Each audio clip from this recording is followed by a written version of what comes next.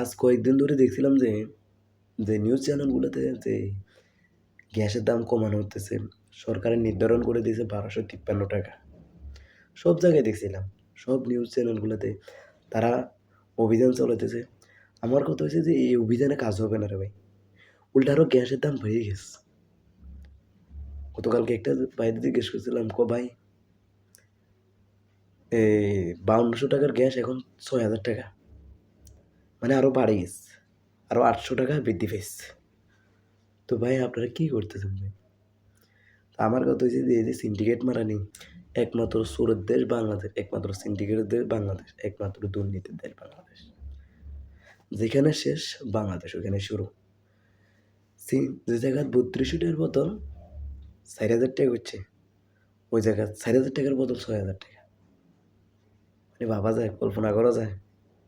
অভিযান চলতেছে আমাদের ম্যাজিস্ট্রেট বিভিন্ন জায়গায় দেখছিলাম যে শোরুমগুলোতে, গুদামগুলোতে অভিযান চলতেছে। ওই সিন্ডিকেট মারানোগুলো দেখবেন যে ৪-৫টা বোতল, খালি বোতল সামনে রাখিয়া গুদামে গুদামে বাড়িয়ে বাড়িয়ে নিয়ে গ্যাস সিলিন্ডারগুলো ঢুকে রাখছে। ওই সিন্ডিকেট মারানি, তো ওরা সিন্ডিকেটই নিয়ে ওদের দিছে। সিন্ডিকেটই নিয়ে জন্ম হয়েছে তোকে।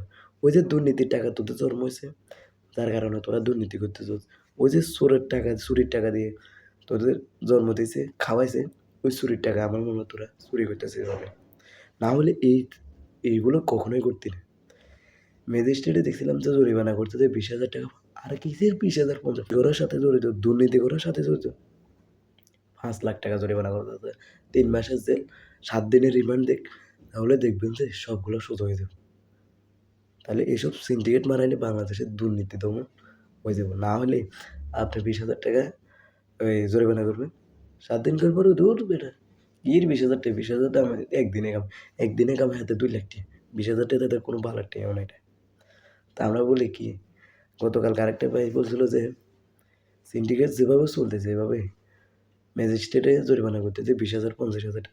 তারা সাপ্তাহে কামায় ৫,০০,০০০ টাকা। তো এগুলো তো তাদের হাতের ময়লা। তো আমাদের কথা হয়েছে যে যদি জরিমানা করা দরকার হয়, দোকান-সোকান সিলগালা দিতে হইব, না হলে ৫-১০ লাখ টাকা জরিমানা করতে হবে। ৩ মাসের জেল, ৭ দিনের রিমান্ড, এগুলো দিলে একটার দেখা আরেকটা সহজ হয়ে যাবে। না হলে এভাবে চালিয়ে যেতে হবে। তবু মহা চলছে গাড়ি যাত্রা বাড়ে, কখন যায় থামাইবো এটার কোনো কায়দা নেই। তো যতই আমাদের চলুক, ম্যাজিস্ট্রেটে চলুক, এই অভিযান চলুক, যতই পরিচালনা, কোনো লাভ হবে না। চুরি তো করবেই, কইবো আমি চুরি করতেই আছি। ১,০০,০০০ টাকা দিলে আমার ৫,০০,০০০ টাকা। ৫,০০,০০০ টাকা জরিমানা করতে হবে, ৩ মাসের জেল দিতে হবে, ৭ দিনের রিমান্ড দিতে হবে। মামা তুই সোজা হইবি, তোর বাপ সোজা হইব। এগুলো কোনো কামাইতো না। তো বলি কি, যারা এসব দুর্নীতিবাজ তারা ভালো হয়ে যাবে। এই দুর্নীতি বাংলাদেশ কখনো কি শান্তি পাবে না মানুষ? সাধারণ মানুষকে এইভাবে ভুক্তভোগী চলতে থাকবো? মানে এইগুলো কি ভুক্তভোগী? যারা আসবো যাবো, কোনো এগুলো পরিবর্তন নেই। সিন্ডিকেট মারানি থেকে কি রক্ষা পাইব না দেশ?